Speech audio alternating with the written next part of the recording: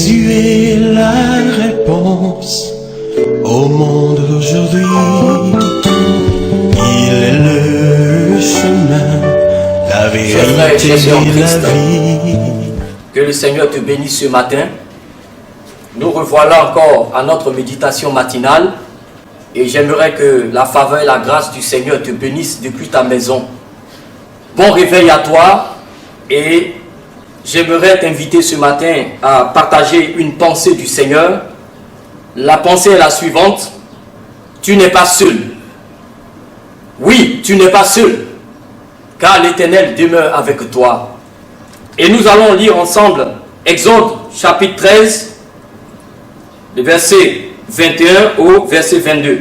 Il est dit ceci: l'Éternel allait devant eux le jour dans une colonne de nuée pour les guider dans leur chemin, et la nuit dans une colonne de feu pour les éclairer, afin qu'ils marchassent jour et nuit. La colonne de nuée ne se retirait point de devant le peuple pendant le jour, ni la colonne de feu pendant la nuit. Dieu a toujours signalé sa présence dans la vie de ses enfants. Peut-être que là où tu te tiens, il te traverse à l'esprit que tu es seul. Tu te sens seul souvent, au point que tu n'arrives même pas à sentir la chaleur spirituelle, la chaleur de la présence des frères.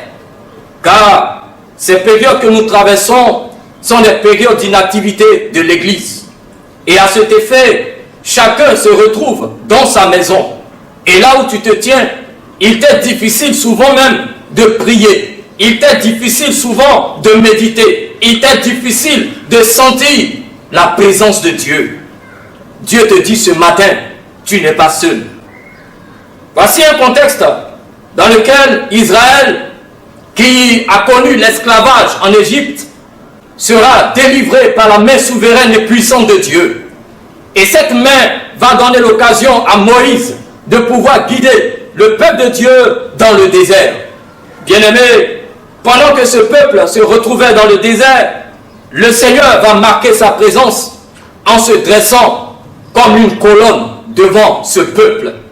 Une colonne de nuée le jour et une colonne de feu la nuit. Ce matin, tu n'es pas seul, car le Seigneur, au travers de ce passage, voudrait éclairer ton cœur et te dire qu'il est encore plus proche de toi. Oui, le Seigneur voudrait que l'atmosphère que tu vis à présent dans ton cœur, l'atmosphère que tu connais en ces temps de crise, soit changée. Il faut dire que Dieu va marquer sa présence par cette colonne. Et en notre temps, nous nous sommes tentés de poser la question: qu'est-ce que Dieu nous donne aujourd'hui pour que nous ayons la même assurance? Le peuple avait l'assurance parce que Dieu était dressé au-devant d'eux. Et toi, en ce jour, qu'est-ce que Dieu dresse au-devant de toi comme symbole, comme colonne? Laisse-moi te dire que au temps d'Israël, il n'y avait pas encore la Bible. Et ce jour est une occasion pour toi de voir la Bible comme étant un signe de Dieu qui marque sa présence dans ta vie. La Bible te donne la parole du Seigneur, te donne la chaleur du Seigneur, te rappelle les promesses de Dieu, car le Seigneur a toujours une promesse pour ta vie, une promesse pour ta famille. Regarde, en ce temps, Israël ne connaissait pas encore le Saint-Esprit, mais aujourd'hui, cette nuée va être pour nous la présence de l'Esprit de Dieu. Oui, tu as l'Esprit de Dieu. Oui, tu as des dons spirituels. Oui, tu entends la voix du Saint-Esprit. Et l'Esprit de Dieu, ce matin, t'aide à savoir que Dieu est toujours avec toi. Tu n'es pas seul, bien-aimé. Jean 14, 26 dit: le consolateur, le Saint-Esprit, que le Père enverra en mon nom, déclare Jésus, vous enseignera toutes choses et vous rappellera tout ce que je vous ai dit. Tout comme les Israélites pouvaient voir à tout moment la colonne de nuée ou de feu, nous pouvons, bien-aimés, te dire que la présence de Dieu en ces temps de la fin est marquée par la voix de l'Esprit de Dieu, par la Bible. Une autre pensée, c'est que la colonne de nuée et de feu est une théophanie, est une manifestation visible de Dieu. Et c'est sous cette forme que Dieu va choisir d'éclairer son peuple. Oui, le Seigneur voudrait, au travers de sa parole, t'éclairer ce matin. Lis la parole de Dieu et elle va t'éclairer, afin que tes sentiers ne soient point orientés vers le mal, ne soient point orientés vers la maladie. Bien-aimé, le Seigneur ce matin voudrait encore, au travers de la nuée qui a protégé son peuple contre les ennemis, te garder, te protéger. La présence de l'Esprit de Dieu dans ta vie, dans ta maison, est une sécurité pour toi, bien-aimé. Oui, encore, le réconfort. Certainement que l'atmosphère dans ton cœur n'est pas la même que tu as connue pendant que tu te retrouvais avec les frères, pendant que tu étais à l'église, pendant que tu communiais avec les uns les autres. Bien-aimé, le Seigneur veut transformer ton atmosphère. Oui, pendant le jour, pendant qu'il fait chaud, le Seigneur va donner une colonne de nuée pour rafraîchir le cœur de son peuple. Et le Seigneur veut te rafraîchir ce matin. Oui, si tu te sens acculé par la chaleur des problèmes, la chaleur de cette circonstance qui t'accable, laisse le Seigneur te rafraîchir ce matin. Également, cette colonne va donner du feu, de la chaleur dans la nuit. Pendant qu'il fait très froid, le Seigneur va réchauffer son peuple. Oui, tu te sens peut-être dans la tiédeur, tu te sens seul, mais le Seigneur veut te réchauffer à travers sa parole. Il veut te réchauffer à travers ses promesses. Oui, la vie n'est pas faite que de défaites. La vie n'est pas faite que de moments troubles. Mais quand ces moments arrivent, quand ces moments de crise surviennent, rappelle-toi de ce que le Seigneur a fait dans ta vie. Rappelle-toi des victoires remportées avec le Seigneur.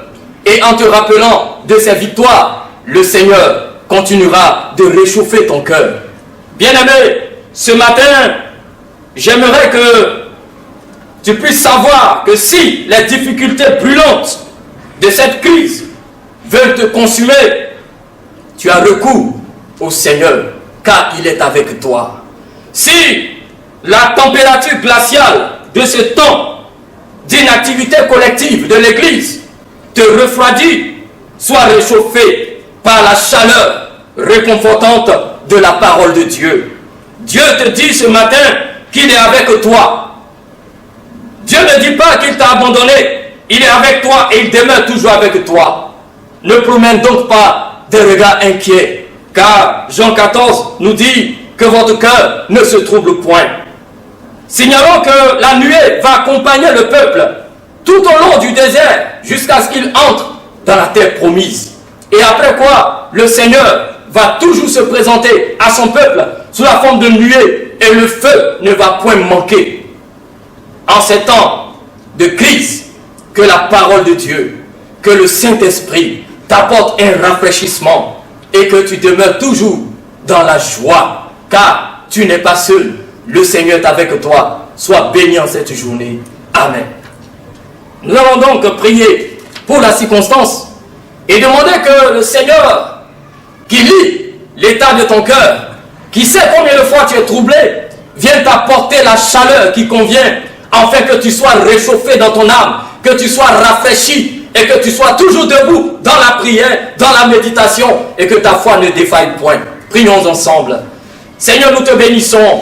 Merci pour ta bonne parole ce matin qui vient nous rappeler que, Seigneur, que tu es toujours avec nous et que, Père, Seigneur, pendant ces moments de crise, tu continues, Seigneur, de signaler ta présence dans nos vies, par ta parole, par ton esprit qui continue de parler à nos cœurs. Seigneur, ce matin, que ton esprit parle au cœur de quelqu'un. Seigneur, porte un rafraîchissement à l'âme de quelqu'un. Seigneur, quelqu'un est-il abattu? Qu'il soit restauré par toi, afin que ta victoire soit notre partage et que nous soyons toujours dans la joie de savoir que notre Dieu est avec nous. Que Dieu donc te bénisse et qu'il comble ta famille de sa présence. Amen. Jésus est la réponse au monde d'aujourd'hui. Il est le vérité.